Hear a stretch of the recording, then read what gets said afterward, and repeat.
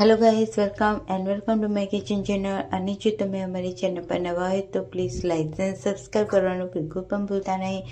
આજે આપણે બનાવવાના છીએ સ્મોલ સમોસા, એકદમ બજાર જેવા, એકદમ ઘરે સુપર ટેસ્ટી અને એકદમ સુપર ટ્રીક સાથે। જો તમે આ ટ્રીક ફોલો કરશો તો તમે માર્કેટમાં મળી તેવા એકદમ સુપર ટેસ્ટી કરારા ક્રિસ્પી સમોસા ઘરે જ તમે બનાવીને રેડી કરી શકો છો। તો એકદમ આપણે સ્પેશિયલ ચટણી સાથે બનાવવાના છીએ। તો એક વાટકી ગોળ લીધો છે, આપણે એક મોટી વાટકીમાં એડ કરીશું અને ગરમ પાણી એડ કરીશું અને તેને ઢાંકીને ગોળ ઓગળવા માટે સાઈડમાં મૂકી દઈશું। હવે આપણે એક મોટી ડીશમાં એક મોટો કપ એટલે કે મેં 200 ગ્રામ મેદો એડ કર્યો છે। ત્યારબાદ તેમાં મીઠું એડ કરીશું, એક મોટી ચમચી અજવાઈન એડ કરીશું, ત્યારબાદ એક મોટી ચમચી ઘી એડ કરીશું। ઘી આપણે એડ જ કરવાનું છે, તેલ નથી એડ કરવાનું અને તમે કોઈ પણ ઘી એડ કરી શકો છો। ત્યારબાદ હવે આપણે તેમાં પાણી એડ કરીશું। તો મેં રૂમ ટેમ્પરેચર પર હોય છે પાણી, તે એડ કર્યું છે। તો થોડું પાણી એડ કરીશું અને એકદમ આપણે કઠણ લોટ બાંધીને તૈયાર કરીશું। તો આપણે બિલકુલ પણ આ લોટને ઢીલો બાંધવાનો નથી, એકદમ ટાઈટ જ લોટ આપણે બાંધવાનો છે। તેને ઢાંકીને આપણે સાઈડમાં મૂકીશું। હવે ગેસ ઉપર કઢાઈ મૂકીશું, તેમાં 2 મોટી ચમચી તેલ એડ કરીશું અને મગફળીના દાણા અંદર આપણે તળી લઈશું। તો તમે જોઈ શકો છો કે આ રીતે એકદમ ક્રિસ્પી એવા મગફળીના દાણા થઈ જાય એટલે તેને આપણે કાઢી લઈશું તેલમાંથી। અને એ જ તેલમાં આપણે એક મોટી ચમચી રાઈ, અડધી ચમચી જીરું, એક સૂકી લાલ મરચી એડ કરીશું, આદુ મરચાં લસણની પેસ્ટ એડ કરીશું 1 ચમચી અને વટાણા અને 2 મોટા બટેટાને મેં બોઇલ કરીને કટ કરી લીધા છે તે એડ કરીશું। ત્યારબાદ તેમાં આપણે ધાણા એડ કરીશું અને જે મગફળીના દાણા હતા તે એડ કરી દઈશું।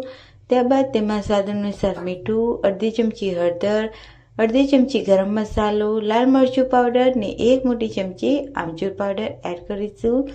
જો તમારી પાસે ના હોય તો સ્કીપ પણ કરી શકો છો।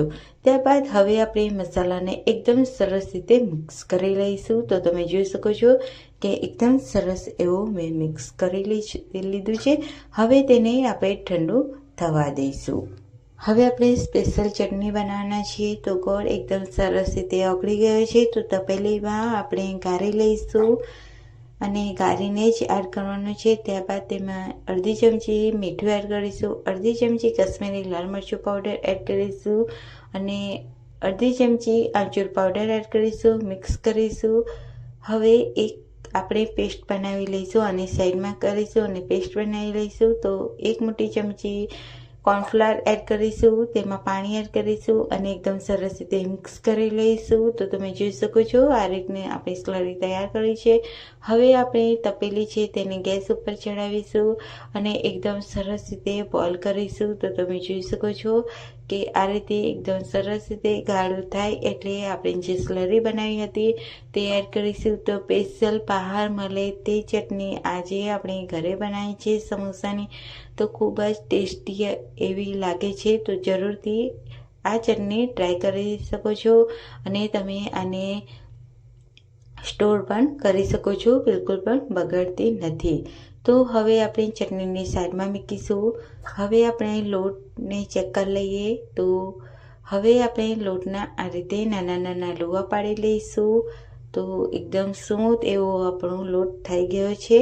હવે પાટલી પર આપણે એક નાનો લુવો મૂકીશું અને એકદમ સરસ એવો આ રીતે રોટલીની ટાઈપ વણી લઈશું લાંબી સ્લાઇસમાં અને વચ્ચેથી આ રીતે કટ આપીશું અને એકદમ સમોસાની આપણે શેપ આપીશું। તો તમે જોઈ શકો છો આ જ રીતે તમારે સમોસાનો શેપ આપવાનો છે। જો તમને આવડતા હશે તો એકદમ આસાનીથી તમે ફટાફટ સમોસા બનાવી શકો છો। જો નથી આવડતા તો આ રીતે તમે બનાવજો, ખૂબ જ આસાનીથી બની જશે।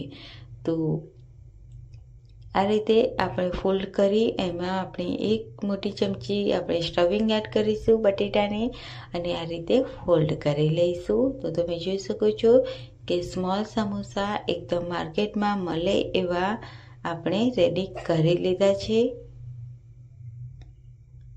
હવે આપણે બીજા સમોસા પણ આ રીતે બનાવી દઈશું.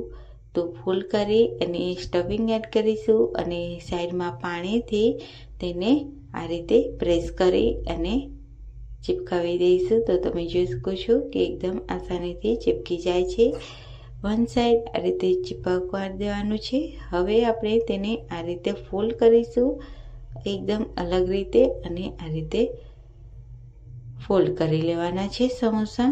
તો એકદમ સરસ એવા આપણા ફોલ્ડ થઈ ગયા છે. તો હવે આપણે બાજુમાં તેલ ગરમ કરવા મૂક્યું છે. તો તેલ એકદમ મીડિયમ એવું હોય ત્યારે જ આપણે સમોસાને તળવાના છે. તો મીડિયમ તેલમાં આપણે આ સમોસા તળી લેવાના છે અને આપણે બિલકુલ પણ હાઈ ફ્લેમ નથી રાખવાની.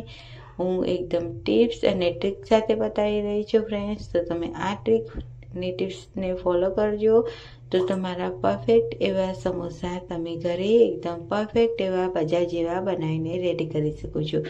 તો 15 થી 20 મિનિટ લાગે છે આપણે આ સમોસાને કૂક થવા દેવાના છે. એકદમ ક્રિસ્પી કરારા સમોસા રેડી થઈ ગયા છે. મીડિયમ ટુ લો ફ્લેમ પર જ આપણે સમોસાને તળી લેવાના છે. તો હવે આપણે તેને સર્વિંગ પ્લેટમાં સર્વ કરી લઈએ. તો તમે જોઈ શકો છો ફ્રેન્ડ, જોઈને જ ખાવાનું મન થઈ જાય એવા આ સમોસા આપણે ઘરે જ બનાવીને રેડી કરેલા છે. તો જરૂરથી એક વખત ટ્રાય કરજો અને મને કમેન્ટમાં જણાવજો કે તમને આજની આ રેસીપી કેવી લાગી. તો ઉપરથી એકદમ ખસ્તા એકદમ કરારા સમોસા બનીને રેડી થયા છે. તો આવી જ અવનવી અને આવી જ સુપર ટેસ્ટી એવી રેસીપી સાથે અને આવા જ અવનવા વિડીયો સાથે આવતી રેસીપીમાં મળીએ. ત્યાં સુધી બધાને બાય બાય, આવજો, ટેક કેર.